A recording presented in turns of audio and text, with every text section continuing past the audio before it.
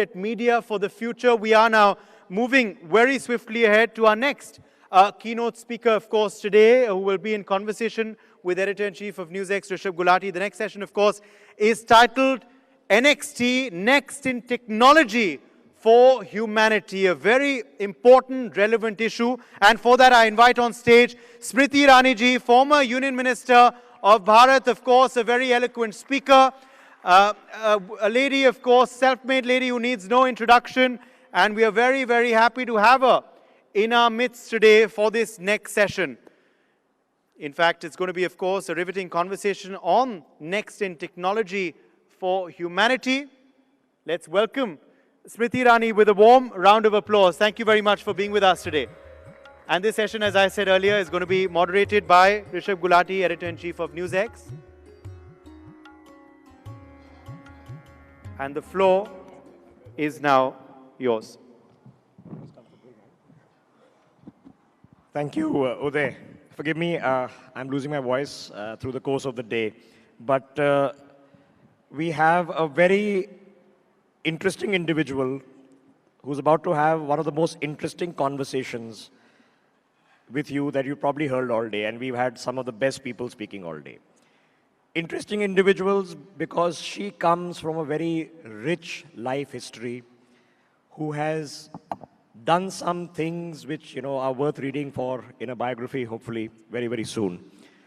Amazing stuff that has happened, and that life history has gone through so many levels. Humanity is going through a life history. We are calling it AI. We don't necessarily understand it. So, Smriti Irani, let me ask you this very interesting question. What does AI mean for gender? I think one of the greatest fallacies that have been sold is that technology is agnostic to bias. As AI grows, one recognizes, realizes, and many people monetize the fact that technology has created certain schisms, certain gaps, which have become opportunities for many. Those who have lived as thought leaders or as policymakers dedicated to equity, their decadal presumption was that equality will be assured. That is still a challenge. When you talk about the age, let's say, of AI, many people compute how much it'll add to a nation's GDP. Not much psychological computation has been done as to how it'll affect the psychology of consumerism. And from a gender perspective, if you look at global research, you will find that of everything that women earn, close to 80 to 90% of their own earnings goes into the health and education of their own families. Now, as technology enables consumerism, you will find today that research says 72% of purchasing decisions are affected by algorithms. One would presume that that algorithm would deepen your engagement as a woman on spends of education and health because you are genetically predisposed to it. But what happens is that technology, and the Journal of Psychology especially says that women through algorithms get 22% more spending on perishable consumerables and are 30% less likely to get algorithmically driven data sets or content which encourages them to invest. So I believe that there'll be a tectonic shift in consumer behavior, especially with regards to gender, without a genuine understanding as to how psychologically that spend is being driven by that algorithm. Okay, like I said, this is a very, very interesting concept. So we are saying that technology, AI, as I was talking to you right off stage, should be gender agnostic, right? There is a presumption it should be. It's a presumption made, yes, but it is not, obviously. It isn't. In fact, at Berkeley Haas, there was a small research done by a lady called Genevieve Smith. They did a study across 133 AI systems, and they found that there was a gender bias in 44% of those systems. Now, why this research came about also is very unique. Genevieve Smith, along with her husband, applied for a credit card in the US. She had the same money in the bank. They, in fact, had a joint account. Her credit score was better than the husband's, and her tax returns were as transparent as the husband's.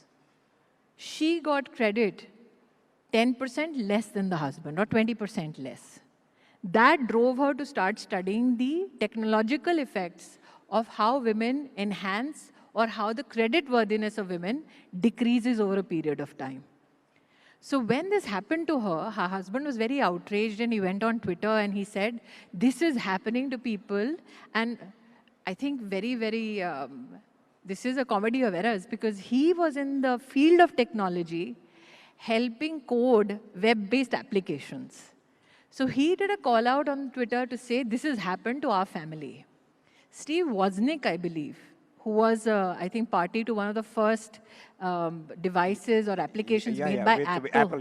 He went and responded and said, guess what, this happened to my wife also. So these are men of economic accomplishments who are talking about their partners who are equally or more so economically empowered, talking about how the algorithm, instead of acknowledging that emancipated woman, is decreasing her credit worthiness. So if I contextualize it, let's say to India, today women are likely to get 27% less credit with regards to their own deposits.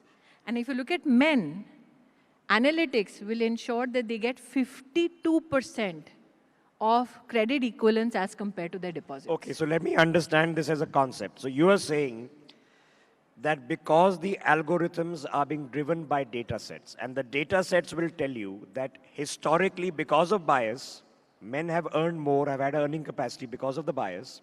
And if the data set is trained on the bias, they will then lower credit score the woman forever. They will enhance or they will sustain the bias. Everything we know as generative AI is basically the scraping of all information across the internet. Yes. Not only about all information, credit score, behavior. So if the entire internet scraping has got them this kind of an information set or data set on which they have built their enterprise, everybody else who's building applications on the basis of that enterprise, can you genuinely imagine them to get out of their enterprise, put on the equity lens and look at it differently? So this is the same problem that AI can't do left hand because it has a right hand bias. This is not only a money problem. Right. Anybody in the automobile industry today knows that internationally a lot of AI is being used to check safety measures. So if you look at those AI systems or those technology systems, you will find to see the impact of collision on the front driver's seat, they use a male body or the dynamics of a male body on an AI system. They do not anticipate a female driving and the impact on a female body. They do not anticipate a pregnant woman driving. And research now has showed that in the same scenario, because women at the secure testing drive phase itself are missing as a consideration in research, 44% women are more likely to be injured in the same kind of accident that a man may have, and 17% more are likely to die as compared to men. Okay, so if it perpetuates bias, I mentioned left hand, right hand. You ask an AI imaging tool to come up with an image of a left hand person writing, they can't because it is such a bias that all the images they're trained on are right handed.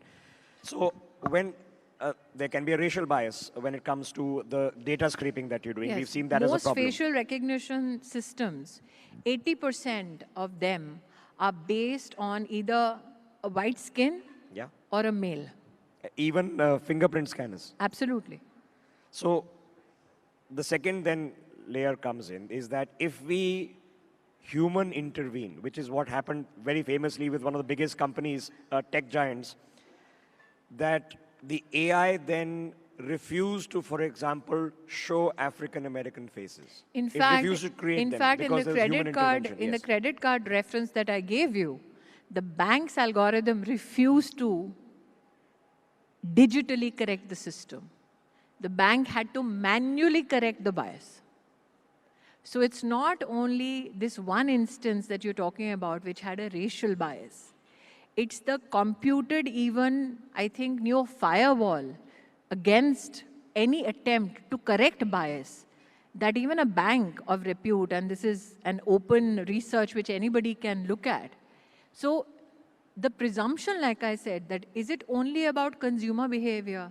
Is it only about credit worthiness?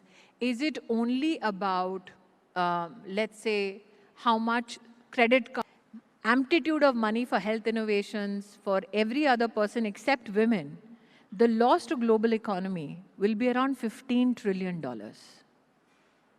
Now, many would wonder, what has that got to do with a nation's economy? So if you are a menopausal woman and in the workforce, let's say in the US, the computation of loss only for menopausal female working within a company and companies collated was $2 billion. So health innovation will never look at this issue and say this is a very, very genetic issue or gynecological issue with women. It has nothing to do with an economic impact. So one presumed, let's say a decade ago, that these are the risks that maybe AI or technology can red flag so that policymakers can work cohesively towards bridging those gaps. You know, this is fascinating because if you take the example that if a company historically has had more male than female employees, when an AI system is trained to sort through CVs, it will by default say that you are more likely to pick a male employee, so therefore it sorts out more male employees and it perpetuates a gender bias. So obviously then, ma'am, there is a layer 2 to AI that needs to be evolved. What is that layer 2? I think that one has to be also in some way accepting of the fact that as long as you just make the gender case for it, you will not see a policy shift. You have to economically evidence it for governments across the world to understand the economic loss. For instance, there is a report which computes the loss of female jobs because of automation and AI in the US. 79% of the jobs currently held, around 59 million women in the US, they will lose their jobs and they are most at risk to lose their job to automation. Now, imagine if these women are contributing to a family system predominantly on health and education. Can you imagine the economic loss to that community, that system, on those two verticals of spend? I think one of the greatest tragedies which has happened on the issue of gender is that we've always had a rights-based conversation on it. If there was an equal amount of conversation on the economic impact of not ensuring equity, we would have not seen the kind of bias which right now is hidden in a lot of rhetoric. But we would have not seen it if we had made an evidence-based economic case for it maybe a decade and a half ago. Okay, so huge amount of effort is now being made to reach the goal of artificial general intelligence. And we are going to be devoting hundreds of billions of dollars in the compute and the hardware to get this done. If we do this, how do we, as people studying these matters and understanding these matters, what do we tell the tech guys? What do they need to do? The tech guys are in pursuit of the new frontiers of technology. They are not in pursuit of equity and equality. So that's the wrong ask. Today, of the world's AI professionals, only 22% are women. 17% are in somewhat leadership positions. India, in fact, if you look at the numbers for 23-24, you'll be shocked. Generative AI courses, the surge in the number of women who want to understand generative AI is 720%. But generative AI courses which can help you become leaders in AI, that in India for women has gone up by 800%. Which means women understand that it's not only essential to be a consumer of AI, you have to lead in that field. Otherwise, there is not a lot of agency in just becoming a consumer. You don't want to be an enterprise which white labels and builds on an enterprise. You want to be an enterprise. But for you to be an enterprise, you need to understand the technology. So do not expect the technologists. They are chasing the next frontier of technology. For instance, I think Pranjal was here and he spoke about Davos. In Davos, everybody was talking about Anthropic, AI agents. You come out of Davos and in 3 days, you had DeepSeek. You are still recovering over DeepSeek. And suddenly Microsoft comes out with its quantum chip. So technology is rapidly changing, but that technology has been in making for a number of years. The issue is, who are the people who can tell technologists or companies that this is an aspect that you need to ensure is relevant enough when you develop technology? That, I think, is a lens that only policymakers and thought leaders can bring. But can policy makers and thought leaders influence the data sets? Because the AIs are being trained to literally think for themselves on the basis of data sets. Not to think about data sets. Not how data sets are right now. I don't think that many thought leaders or policy makers can even comprehend the alacrity with which data is now getting computed. Why I'm saying policymakers need to put a lens at it.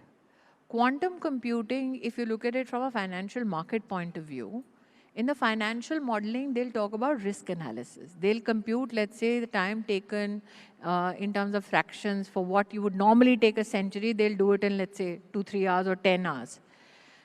Now, if the model is not built to recognize these little fissures, then you'll have a problem.